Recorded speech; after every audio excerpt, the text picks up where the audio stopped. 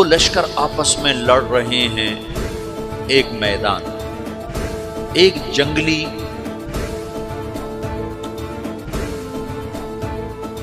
بدوؤں کا قافلہ، جنگل کے لوگ اپنے قبیلے کو لے کر، ایک جنگلی قبیلہ اپنے سردار کے ساتھ نقل مکانی کر رہا ہے ایک جگہ سے دوسری جگہ۔ اللہ کا نظام کہ یہ لوگ چلتے چلتے چلتے اس وادی میں پہنچ گئے جہاں جنگ ہو رہی ہے، دو لشکر آپس میں لڑ رہے ہیں۔ جب یہ وہاں پہنچتے ہیں تو ایک لشکر کے قدم اکھڑ رہے ہیں اور دوسرا غالب آ رہا ہے۔ ان کو نہیں پتا شکست کھانے والے کون ہیں اور فتح پانے والے کون ہیں، ان کو نہیں پتا۔ اس جنگلی قبیلے کے سردار کا نام بھی تغرل ہے، تغرل۔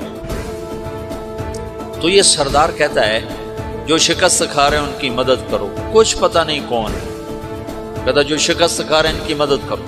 تو 400 وحشی جنگلیوں نے فاتح لشکر کے پیچھے حملہ کر دیا۔ تو ایک کافی ہوتا تو 400 دوڑ جب تلواریں پڑیں تو چند لمحوں میں نقشہ بدل گیا، بھاگنے والے جم گئے اور جمنے والے بھاگ پڑے۔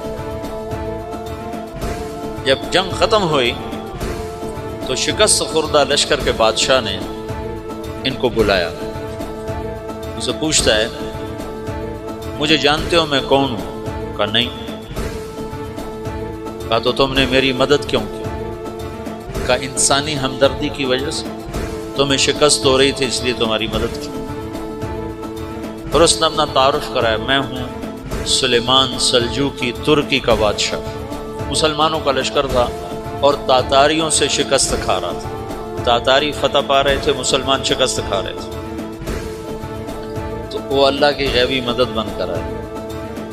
تو وہ اس سے کہتا ہے میرے ساتھ رہنا پسند کرو، تم نے میرے اوپر احسان کیا ہے، میں اس کا بدلہ دینا چاہتا ہوں، میرے ساتھ رہنا پسند کرو؟ کہنے کا کر لوں گا۔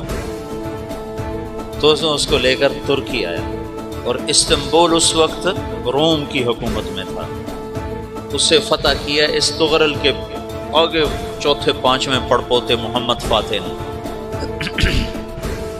تو یہ استنبول ہے، یہ ترکی ہے، بیچ میں ایک چھوٹا سمندر ہے، یہاں ایک جاگیر ہے۔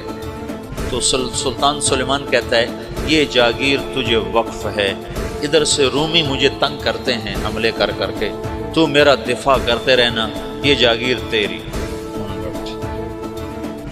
تو اس جاگیر پہ اس نے اپنے قافلے کو آباد کر دیا، اپنے قبیلے کو، اور ایک چھوٹی سی حکومت بنا لی، جو ایک صوبہ سمجھو سلمان سلجوقی کا، وہ ایک چھوٹا سا صوبہ ہے۔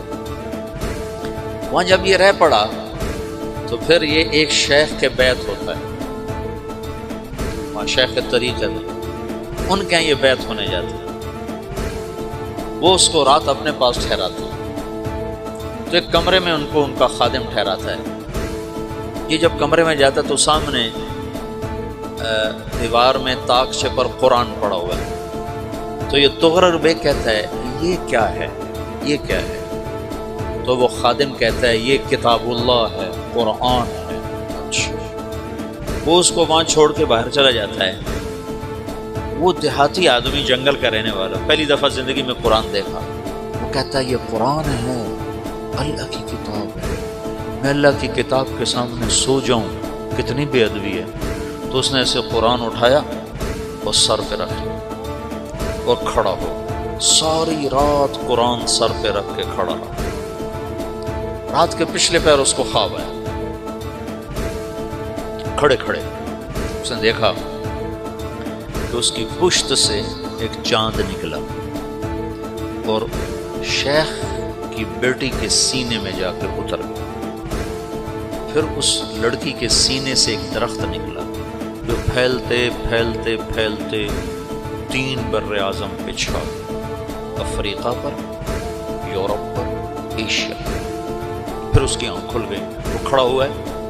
تو اس نے صبح یہ خواب اپنے شیخ کو سنایا، تو انہوں نے اپنی بیٹی اس کے نکاح میں دی تھی۔